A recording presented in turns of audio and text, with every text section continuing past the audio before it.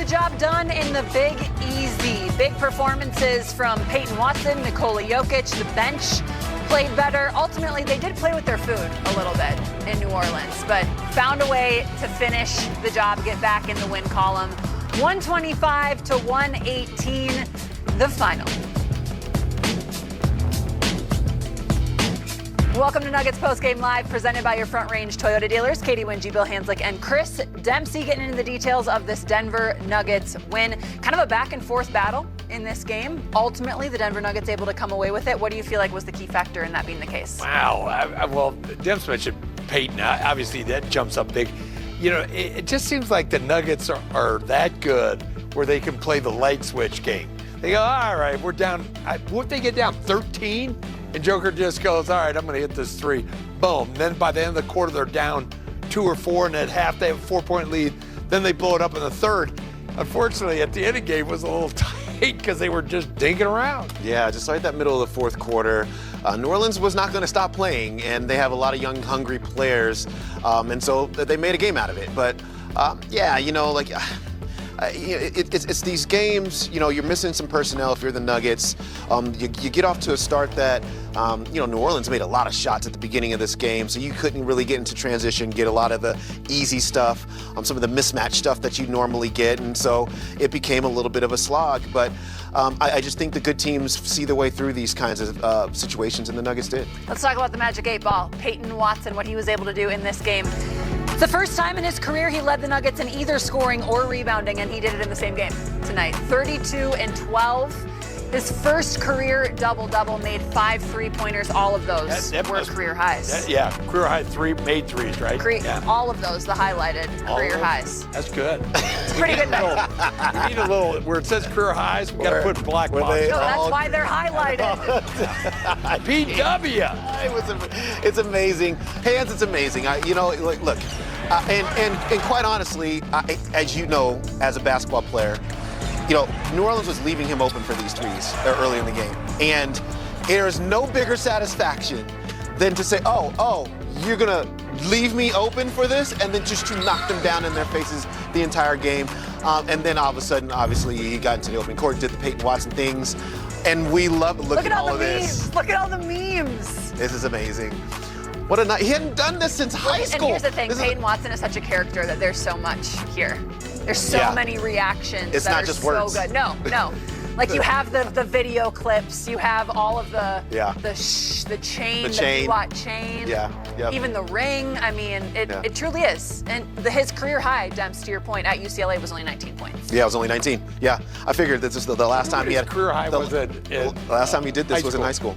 Yeah. Did he do 32 in high school? I have no idea. Well, he told Vic that he absolutely did do this in high school. That was the last time. We're fact checking. Yeah. We're fact checking. We're gonna put you on the case. Yes, let's do that. Let's do that. He's your crack research staff. It's PW was beautiful. Just great game. And you know, again, Nicola's like looking over and after the corner three, Peyton. He knew Peyton was the hot man, and he got some nice passes to him. Well, Nikola Jokic had 12 assists in this game. Let's talk about the night for the Joker. Another triple-double against the New Orleans Pelicans, 14 of them for Nikola Jokic in his career. How was Nikola able to dissect this defense? They don't have a center. That's my thought.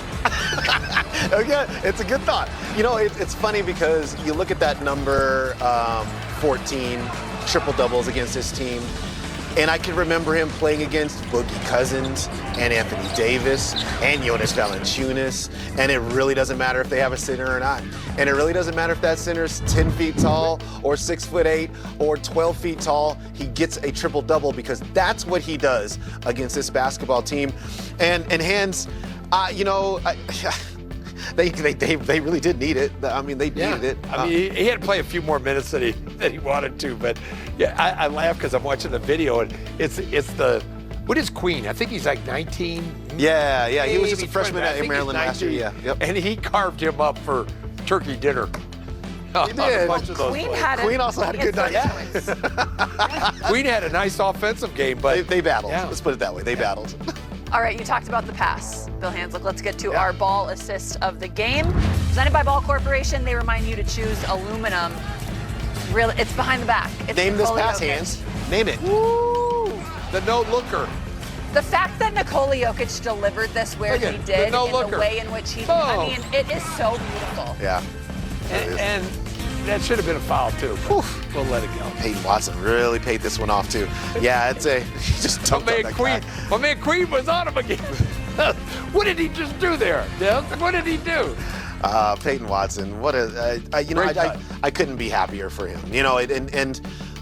Vic did ask the question, well, how do you know when to do those kinds of things? Now that particular cut, that is just like big eyes, right? And you know exactly, yeah, right. And you There's no words that need to be exchanged. Right. It's just your eyes get really big. Exactly. And what do they say, cheeseburgers? Paul Millsap used to say dishing out cheeseburgers.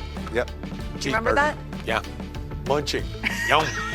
Yum. All right, we're going to take our first break here on Nuggets Post Game Live. When we come back, we'll head back. We had 20 turnovers total, and we just have to take care of the ball better than that. They had good activity. They were flying around, but we can't get up 24 points off mistakes. And then at the end, I thought when we did break the press correctly, we have to understand that we don't have to score once you break it. You can get the ball back out and bleed clock, so it'll be a good film to watch tomorrow with the guys. But a lot of positives. A lot of people stepped up tonight, with Pate having a career night offensively. Zeke subbing in and doing a good job with Zion, which is a really tough matchup. And a guy that hasn't played throughout the season. It was cool to see him be ready to go. So there's positives, and like you said, there's negatives, and they're some of the glaring things that we saw in the Portland game. We saw that late in this game. So we have to keep watching tape. When we get a chance to practice, go through those things. The situational basketball, and obviously I challenge to try to keep Nicole in the game. So we just have to finish games better. That's the bottom line. Coach, sometimes it's the little things. You're down 13 early. Spencer Jones enters the game. He doesn't fill up a box score, but he does things that don't show up in a box score. How much did he help change the tone of the game? Yeah, I thought Spencer and Bruce. I thought both guys really got into the ball. They forced turnovers and got us runouts. Cut into that lead right away. I thought Valanciunas' energy was great as well, and we needed it, to your point. It was a weird energy in the gym, and we we mimicked it. We were not all there getting up and down. Once we got back in the game, I liked our energy, to Scott's point, up until the last few minutes, but nice to have energy-changing players like Spencer and Bruce that can come in and really change the game and the way the game feels, especially on the road. Where it doesn't matter what the other team's record is, it's always hard to win the NBA on the road. David, going with Zeke there in the starting lineup, early on, you guys gave up 18 pretty quick points in the paint. Some of that was off the turnovers and transition, but felt like you guys settled in defensively throughout the night, especially against Zion. Just what did you kind of see as far as the way you guys got through that game without Aaron, who's obviously such a perfect matchup for him? Yeah, I think a lot of it was turnovers, to your point, and then also some of the game plan stuff I didn't think we were clean enough with early. And as the game went on, we did a much better job of shrinking behind the initial defender. The guy is such a load inside when he gets in the paint. But holding him to 14 points on 13 shots is a good number. And then I talked about before the game, only 4 free throws means we were walling up physically without fouling. And look, the NBA is hard. Winning is.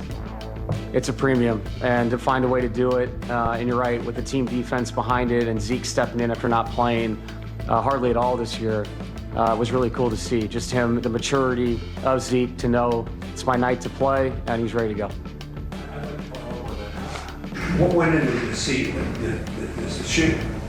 decision to start Zeke tonight? I think some people were surprised. Yeah, he's had success in the past as far as at least physically, guarding Zion. He hasn't stopped him. No one really does one-on-one. So he's had, experience doing it.